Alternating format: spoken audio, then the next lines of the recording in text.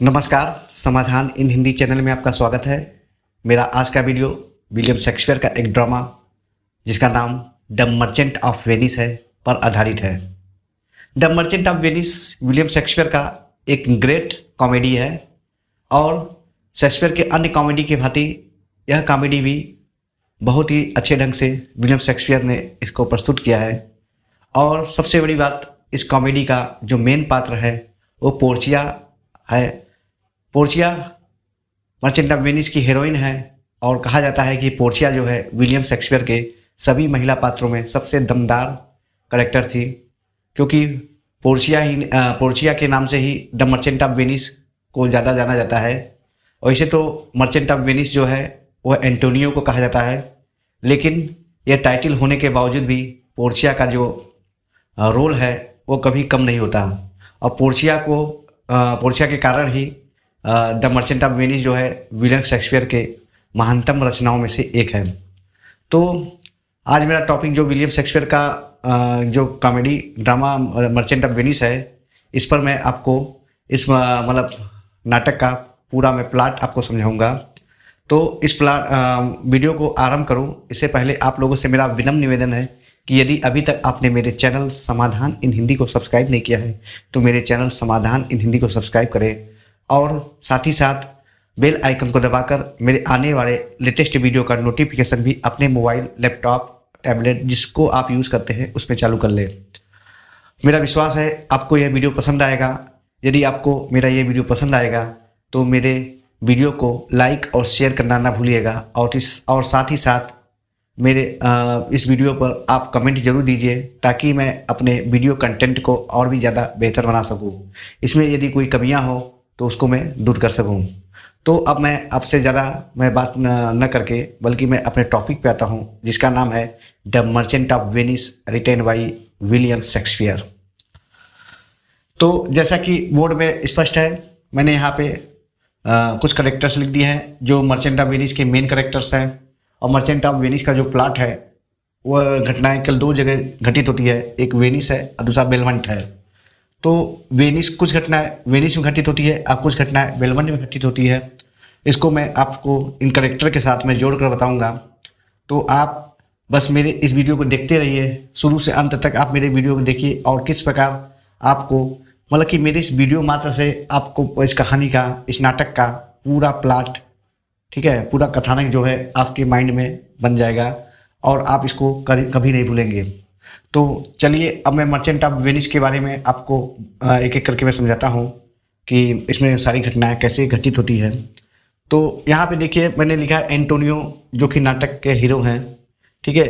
वास्तव में यही मर्चेंट ऑफ वेनिस है। जो मर्चेंट ऑफ वेनिस जो टाइटल है वो एंटोनियो के लिए ही रखा गया है और एंटोनियो हुई वेनिस के सौदागर है, प्रसिद्ध सौदागर है। एंटोनियो जो होता है वह अपने अच्छे कार्यों के कारण, वह अपने अच्छे विचार के कारण, वह अपनी सज्जनता के कारण लोगों के बीच में लोकप्रिय है। एंटोनियो के लिए धन दौलत ज़्यादा मायने नहीं रखता है। उनके लिए अपने दोस्तों का, अपने मित्रों का, अपने शुभचिंतकों का प्रसन्नता ही उनके लिए सब कुछ है। तो इसके लिए एंटोनियो जो होता है बहुत ही मुसीबत में पड़ जाते हैं, लेकिन एंटोनियो ने अपने उस मुसीबत का चिंता न करते हुए भी उन्होंने अपने मित्र की सहायता की। तो अब आगे मैं बताता हूँ, धीरे धीरे आपको कहानी स्पष्ट हो जाएगी। वेसेनियो की बात करते हैं। वेसेनियो जो वास्तव में एंटोनियो का ये परम मित्र हैं, उनके समझ लीजिए यह इनके बहुत ही घनिष्ठ मित्र हैं, दोस्त हैं। और इनके साथ समस्या ये है कि यह बेलमोंट में रहने वाली एक डचेस जिसका नाम पोर्चिया था, उससे ये प्यार करते थे, ठीक है। तो पोर्चिया से ये प्यार करते थे, लेकिन पोर्चिया भी इनसे प्यार करती थी। लेकिन समस्या ये थी कि पोर्चिया के फादर, उनके पिता जो कि अब इस दुनिया में नहीं थे, वह मरने से पहले उन्होंने एक वसीयत बना कर रखी थी। उन्होंने वसीयत के रूप में 3 कैस्केट, जिसको हम संदूक कहते हैं, 3 कैस्केट जो है संदूक को उन्होंने पोर्चिया के लिए छोड़ रखा था। वैसे तो पोर्चिया बहुत धनी और बहुत ही धनी डचेस थी, लेकिन उसका जो धन, उसकी संपत्ति जो थी वह उसके पिता से विरासत के रूप में प्राप्त होती है। तो पोर्चिया तो धनी तो थी जन्म से ही, लेकिन उसके साथ समस्या ये थी, वह चाह कर भी बेसिनियो से विवाह नहीं कर सकती थी, क्योंकि पोर्चिया की सहेली नेरिसा ने कहा कि यदि वह बेसिनियो से इतना ही ज़्यादा प्रेम करती है तो वह बेसिनियो के साथ वह भाग कर शादी कर ले, तो उसके साथ इलोपमेंट हो, ऐसा नेरिसा का मतलब पोर्चिया से कथन था। लेकिन पोर्चिया ने नेरिसा को समझाया। नेरिसा वास्तव में पोर्चिया की एक हमदर्द भी थी और उसकी दासी भी थी, उसकी सेविका भी थी। तो नेरिसा की बात पोर्चिया, जब नेरिसा ने अपनी बात पोर्चिया को बताया तो पोर्चिया ने कहा कि वह यही कार्य तो नहीं कर सकती, क्योंकि वह किसी भी तरह अपने पिता को पिता जो जिनकी मृत्यु हो चुकी है उनको दुखी नहीं करना चाहती थी। उसने कहा उनके पिता की जो इच्छा है उसी से, मतलब अगर वो इच्छा में बेसिनियो खड़ा उतरता है तभी उसका विवाह बेसिनियो से हो सकता है, अन्यथा नहीं होगा। अब ग्रेसियानो की बात करते हैं। ग्रेसियानो वास्तव में बेसिनियो और एंटोनियो का ही मित्र है, लेकिन ग्रेसियानो एक वाचाल व्यक्ति है, बहुत ज़्यादा बोलने वाला व्यक्ति था। तो ग्रेसियानो इतना बोल लेता था कि लोग जो होते थे इससे अप्रसन्न हो जाते थे और यहाँ ग्रेसियानो को लोग पसंद नहीं करते थे। लेकिन ग्रेसियानो जो कि बेसिनियो का भी मित्र था, वह हमेशा ग्रेसियानो को अपने साथ रखता था। अब बात आती है लोरेंजो की।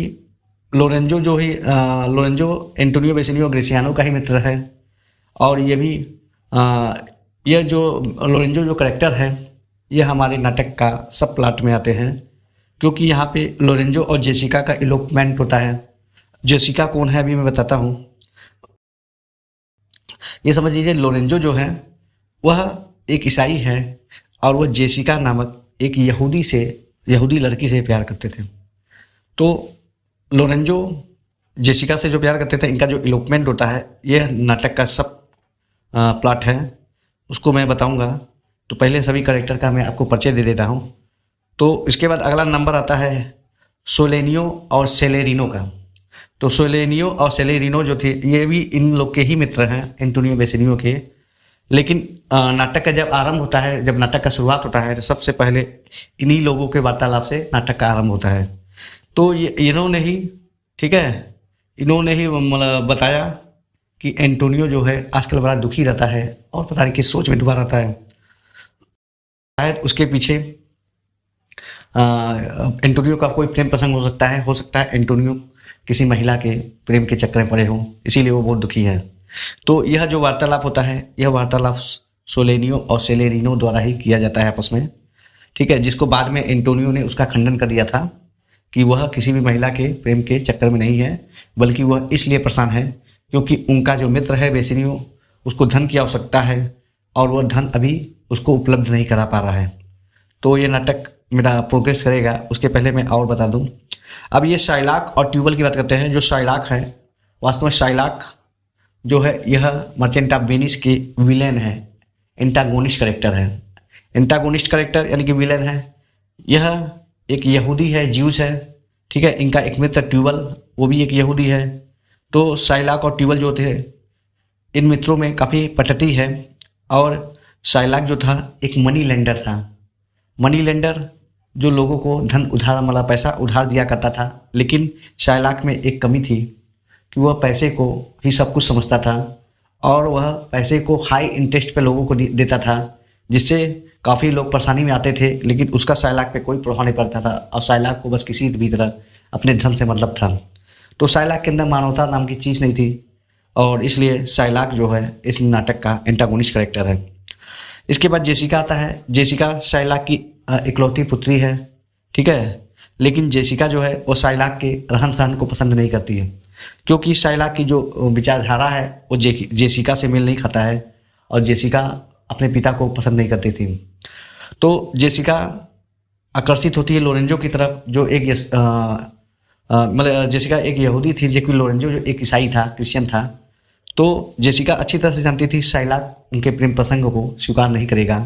तो इसलिए जेसिका ने यह तय किया कि वो लोरेंजो के साथ इलोपमेंट करेगी, उसके साथ भाग जाएगी। तो अब मैं बताता हूँ कि जेसिका और लोरेंजो के बीच में क्या चक्कर था। तो एक बार क्या होता था कि एक मतलब त्यौहार मनाया जाता है वेनिस में। उस त्यौहार के अंतर्गत में ये होता था कि लोग नकाब पहनकर बाजारों में घूमते थे। तो यह जो अवसर था, इसमें जेसिका ने लोरेंजो को बताया कि उस दिन वो भी नकाब पहनकर निकले, जिसको केवल जेसिका ही पहचान पाएगी। तो जेसिका ने कहा कि वो नकाब की आड़ में वह उसके साथ भाग जाएगी।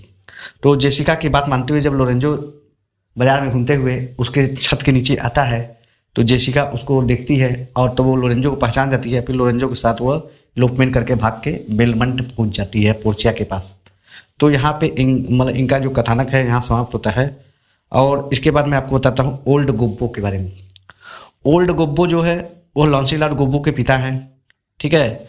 ये लोग क्लाउन हैं। नाटक में जैसे मैं बताया था कि विलियम शेक्सपियर का कोई भी कॉमेडी ड्रामा हो तो उसमें क्लाउन जरूर होता है, जोकर जरूर होते हैं।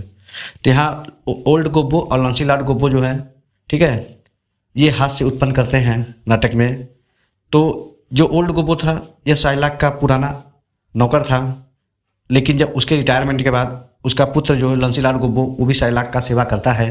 लेकिन लॉन्सीलॉट गोब्बो जो है वो शाइलॉक के व्यवहार से इतना ज़्यादा खिन्न हो जाता है, इतना ज़्यादा अप्रसन्न हो जाता है कि वो भाग कर, ठीक है, एंटोनियो और बेसेनियो के पास चला जाता है और बेसेनियो की वो सेवा करता है।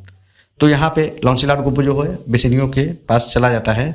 और इसके बाद जो वेनिस का जो अंतिम जो करेक्टर, जो मेन करेक्टर है वह है वेनिस के ड्यूक। तो वेनिस जगह का नाम है जैसा मैं बताया हूँ। तो वो वेनिस के ड्यूक हैं, ठीक है। इनके सामने ही ट्रायल सीन आरंभ होता है जो कि इस नाटक का मुख्य प्लॉट है। तो ट्रायल सीन के बारे में बताऊंगा, उसके पहले अब मैं बेलमंट के करेक्टर के बारे में बता दूं। तो पोर्चिया, जैसा कि मैं बताया था कि पोर्चिया एक रिच डचेस थी, ड्यूक की पुत्री थी।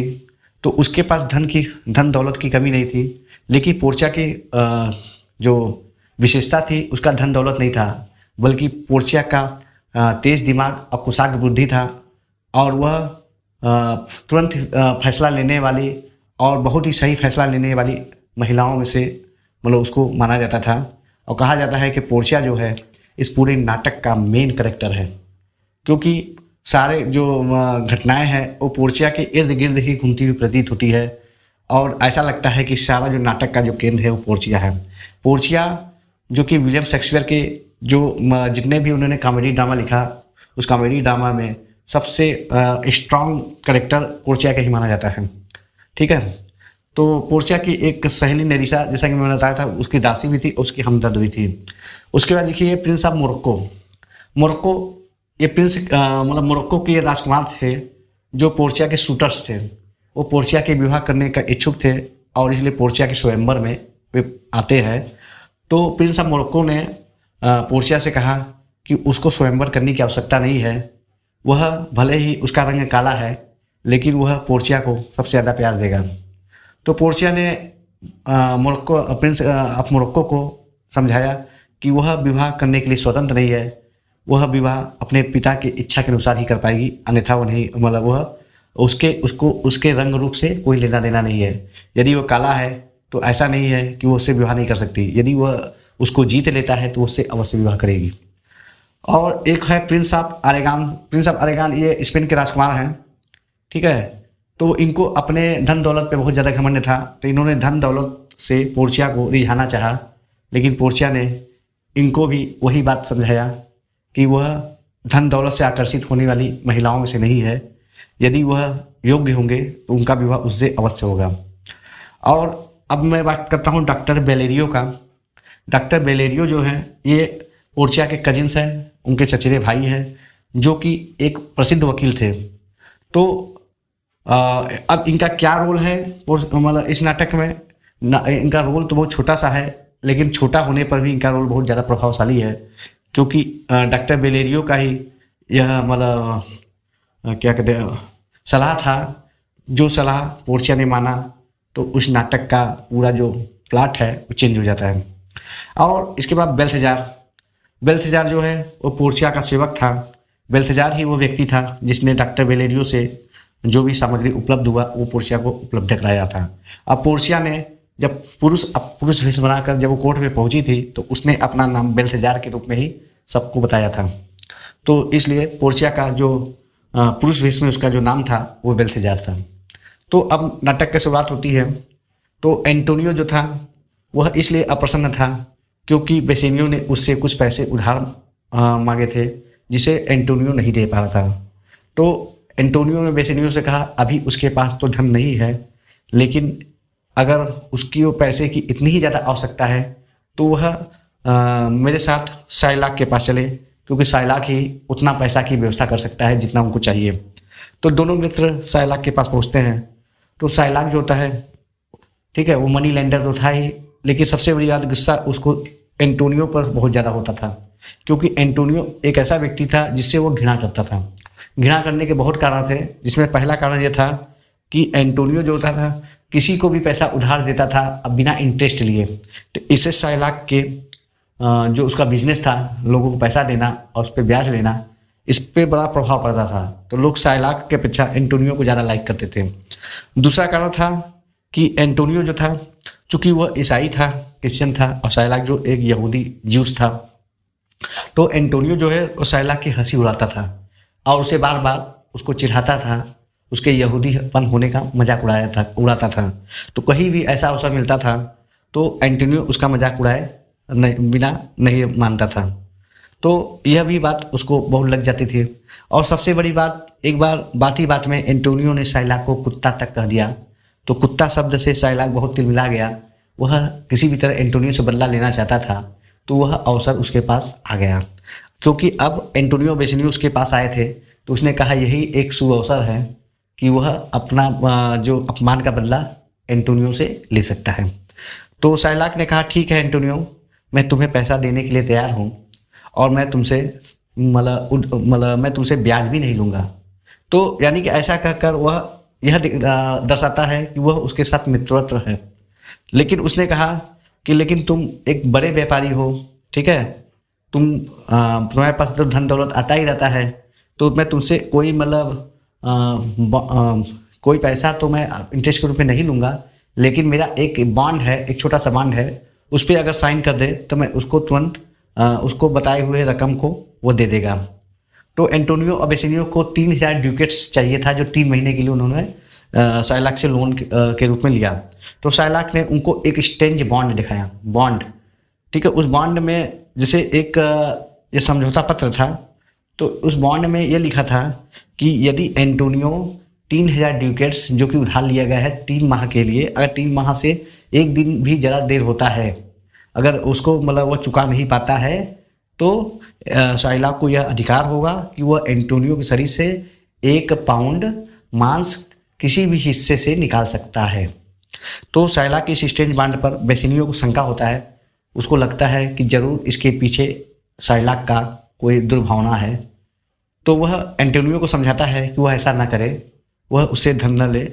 लेकिन एंटोनियो ने कहा कि उसको घबराने की आवश्यकता नहीं है, क्योंकि उसके जो जहाजी बेड़े हैं वे समुद्र में यात्रा कर रहे हैं। वो बहुत ही शीघ्र ही 3 महीने के अंदर ही वह यहाँ पे वेनिस पहुँच जाएंगे, तब उसको पैसे की आवश्यकता नहीं है और वह 3000 ड्यूकेट्स आराम से साइलाक को चुका सकता है। तो एंटोनियो जो था दूरदर्शी नहीं था, उसको नहीं समझ आया और उसने बिना सोचे समझे उसने बॉन्ड पर सिग्नेचर कर दिया। तो साइलाक के बॉन्ड पर सिग्नेचर करने के बाद साइलाक जो होता है वो बेसिनियो को 3000 ड्यूकेट्स दे देता है। तो बेसिनियो 80,000 ड्यूकेट्स एक बड़ी रकम होती है। तो उससे क्या हुआ, बेसिनियो ने बेलमंट जाने का उसने एक शानदार व्यवस्था किया। और जब वो जाने लगा तो ग्रेसियानो जो उसका मित्र था उसने कहा कि वो भी उसके साथ जाना चाहता है। तो बेसिनियो ने ग्रेसियानो से कहा तुम मेरे साथ चल सकते हो, लेकिन शर्त यह है कि तुम बेलमंट में मेरी बेइज्जती न कराना, वहाँ पे तुम अपने वाचाल भाषा पे कंट्रोल रखना और लोगों से फालतू बात मत करना। अगर ऐसा करोगे तभी मैं तुमको बेलमंट ले जाऊँगा। तो ग्रेसियानो ने उसे विश्वास दिलाया, उसे आश्वस्त किया कि वह ऐसा नहीं करेगा और दोनों मित्र बेलमंट पहुँच जाते हैं। तो अब दृश्य जो होता है बेलमंट में फिल्माया जाता है। तो बेलमंट में जो पोर्चिया जो थी वह बहुत ही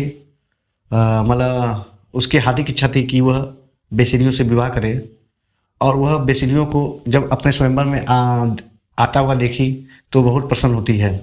लेकिन फिर वो दुखी भी हो जाती है, क्योंकि बेसिनियो के साथ भी वही समस्या थी कि यदि वह सही संदूक का चयन करता है तभी उसका विवाह पोर्चिया से होगा।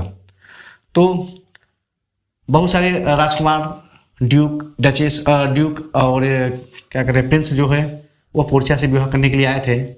तो पोर्चिया ने अपने पिता की वसीयत को सुनाया। तो उसने कहा कि जो भी राजकुमार या ड्यूक उसे विवाह करने के इच्छुक है वह उनको मतलब संदूक का चयन करना होगा। अगर संदूक का चयन करने में जैसे उसमें एक संदूक में पोर्चिया का फोटोग्राफ रखा गया है, पोर्ट्रेट रखा गया है, जो भी व्यक्ति उस संदूक को सही सही चुन लेगा उसी से पोर्चिया का विवाह होगा। लेकिन यदि कोई व्यक्ति अगर वो संदूक का चयन सही नहीं करता है, गलत करता है, तो वह जीवन भर विवाह नहीं कर सकता।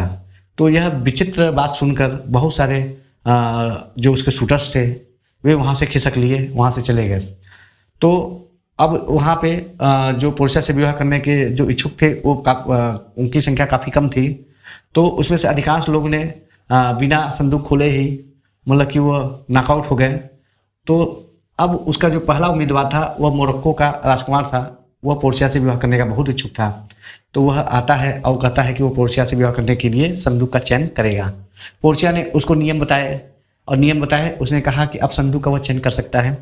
तो संदूक का चयन करने के लिए मोरक्को आगे बढ़ता है, प्रिंस ऑफ मोरक्को आगे बढ़ता है। और जब वो सोने चांदी और लेड यानी कांसे का बना हुआ संदूक को देखता है तो उसको चांदी और कांसे का जो संदूक था वो घटिया लगा। उसने कहा कि इसमें घटिया मटेरियल का यूज़ किया गया है, पोर्चिया का जो पोर्ट्रेट है इनमें नहीं रखा जा सकता। तो क्योंकि पोर्चिया जो है सोने की तरह चमकती हुई मूल्यवान है, अतः निश्चित रूप से सोने का जो संदूक है उसी में पोर्चिया का पोर्ट्रेट होगा। तो उसने सोने का जो संदूक है उसको चुन लिया। सोने का संदूक जो है उसको चुनने पर जब उसने खोला, ठीक है, तो उसमें एक ह्यूमन स्कल मिलता है, एक मानव कंकाल मिलता है और उसके अलावा कुछ नहीं था। और उसमें एक शार्ट नोट था। शार्ट नोट में लिखा था all that glitters is not gold, यानी कि सभी चमकने वाली वस्तुएं सोना नहीं होती।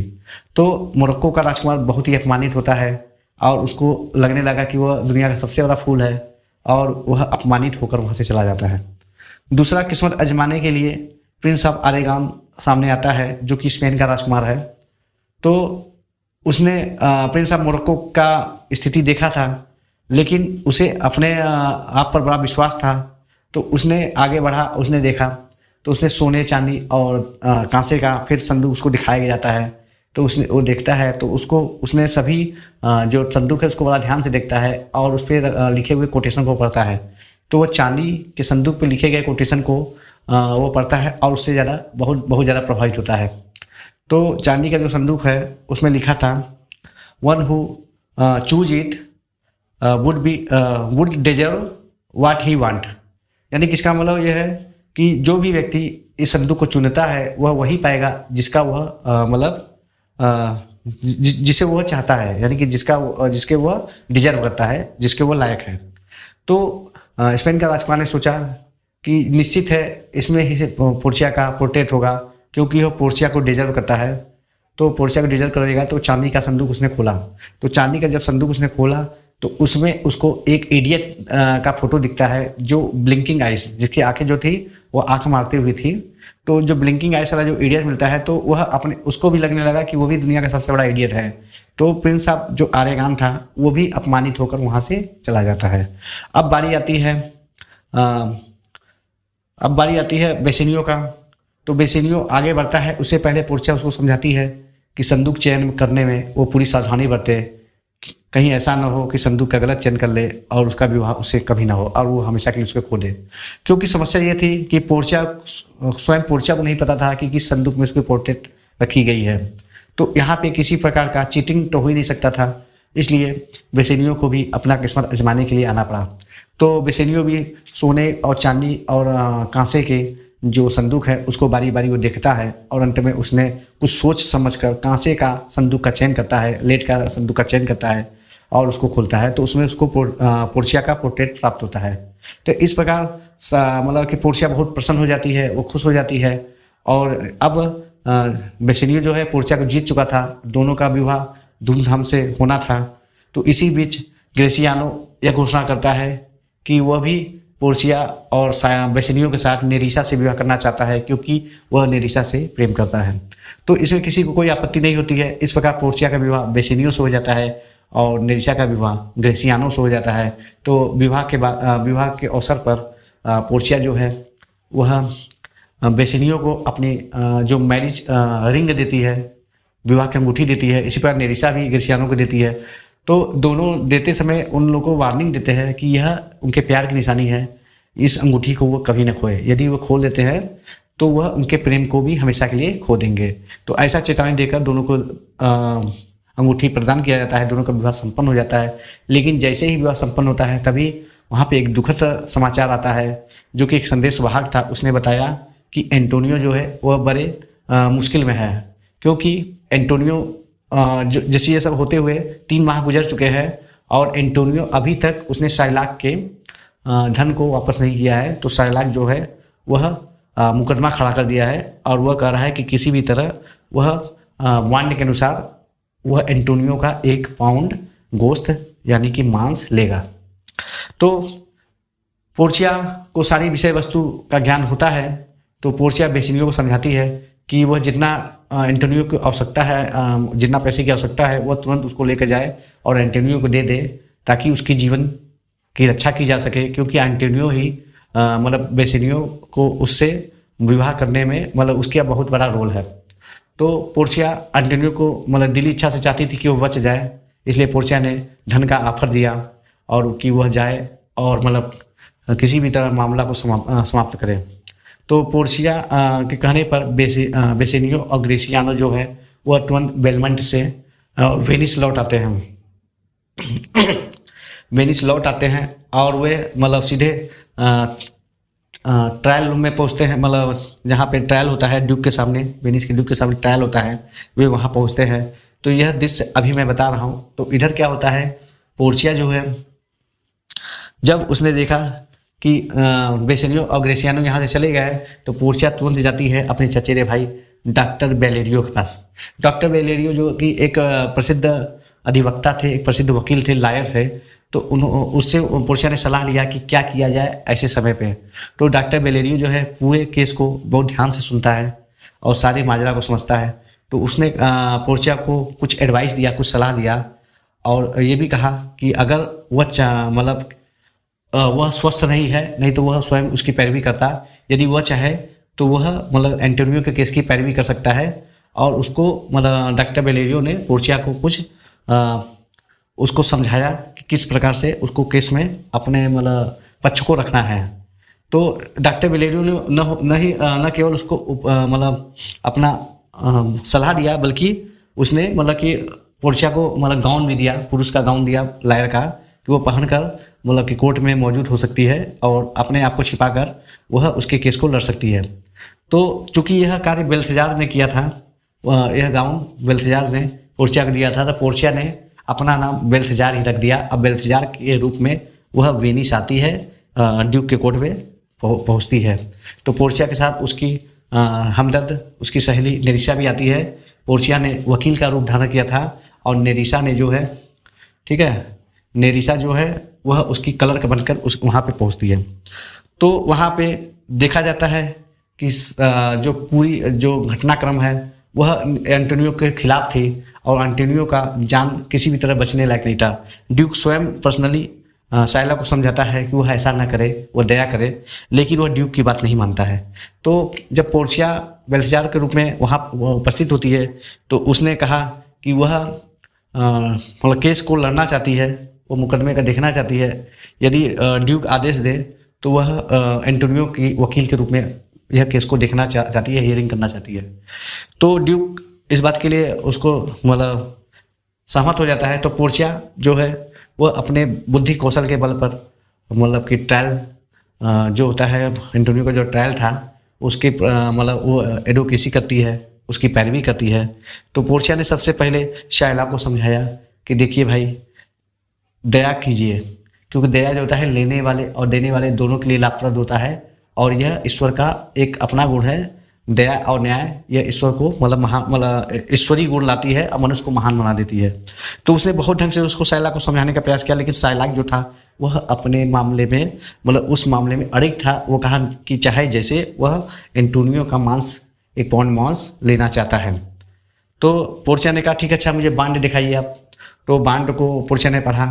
तो पोर्चिया ने जब बांड को पढ़ा तो उसने कहा कि बांड के अनुसार तो तुम मतलब एंटोनियो का मांस ले सकते हो। तो उसने कहा कि तुम चाहो तो एंटोनियो का मांस ले लो।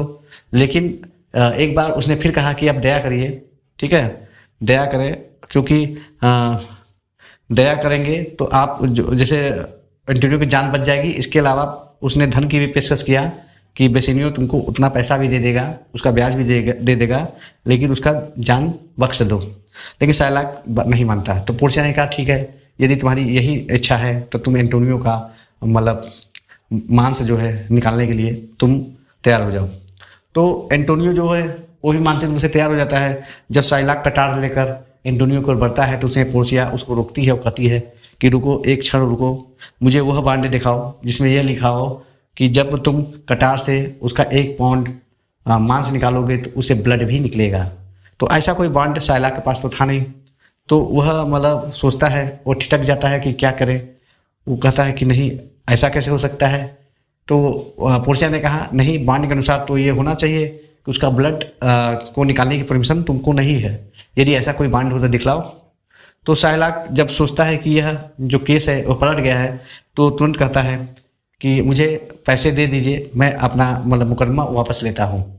तो बेसिलियो को पोर्चिया मना कर देती है कि वो ऐसा ना करे, उसको एक मतलब एक पैसा भी ना दे, और क्योंकि साइलाक को जो चाहिए वो उसको लेने दे।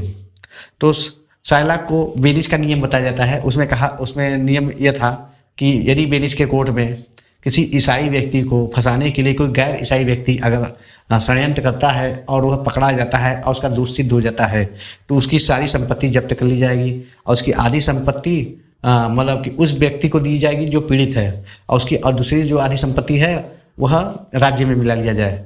तो उसने कहा, और इतना ही नहीं, ड्यूक चाहे तो उसको मृत्यु दंड भी दे सकता है। तो ऐसे साइलाक जो होता है घबरा जाता है। तो पोर्चिया ने कहा कि अगर तुम अपना जान बचाना चाहते हो तो पहले ड्यूक से तुम माफ़ी मांगो, यदि ड्यूक दया करेगा तो तुमको माफ़ कर देगा। तो साइलाक जो होता है अपना दया याचिका लेकर ड्यूक के पास सामने उपस्थित होता है।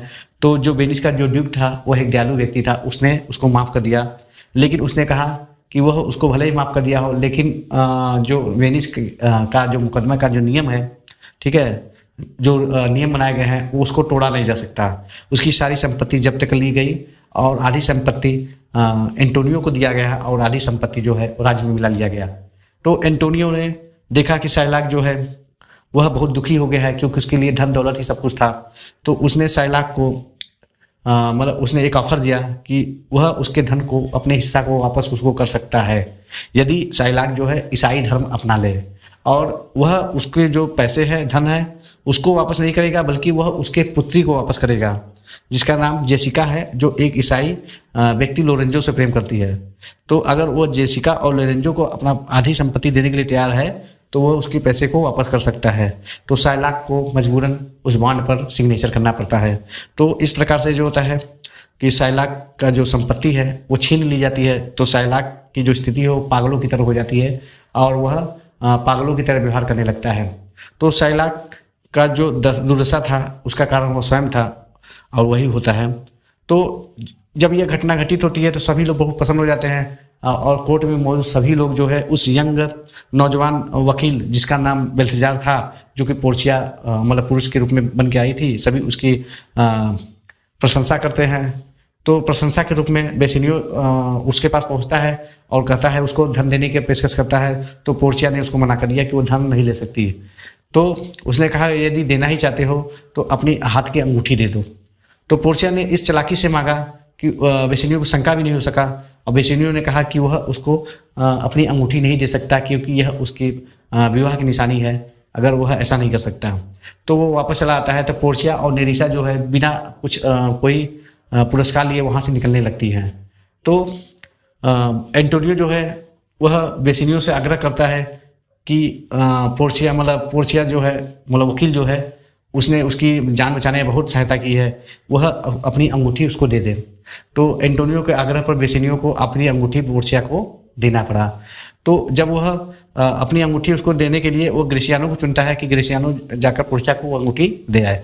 तो ग्रेसियानो जब पोर्चिया को अंगूठी देने जाता है तो वहाँ पे नेरिसा भी चालाकी से ग्रेसियानो की अंगूठी मांग लेती है। तो इस प्रकार दोनों की अंगूठियाँ जो हैं उनसे वापस ले ली जाती है। तो यह रिंग एपिसोड है। तो यह रिंग एपिसोड में अब यह जब घटना घटती है अंगूठियाँ उनकी वापस चली जाती है, तो इसके बाद बेलमोंट में पोर्चिया और नेरिसा बिना देर किए वो सीधे बेलमोंट पहुँच जाती हैं।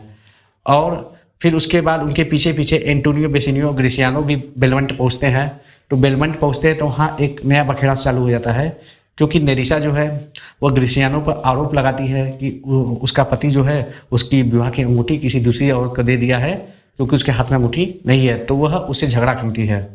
तो उसकी देखते हुए पोर्चिया ने भी बेसिनियो से अंगूठी दिखाने के लिए कहा। तो जब बेसिनियो ने उसको भी नहीं दिखाया तो पोर्चिया भी उससे झगड़ा करने लगी।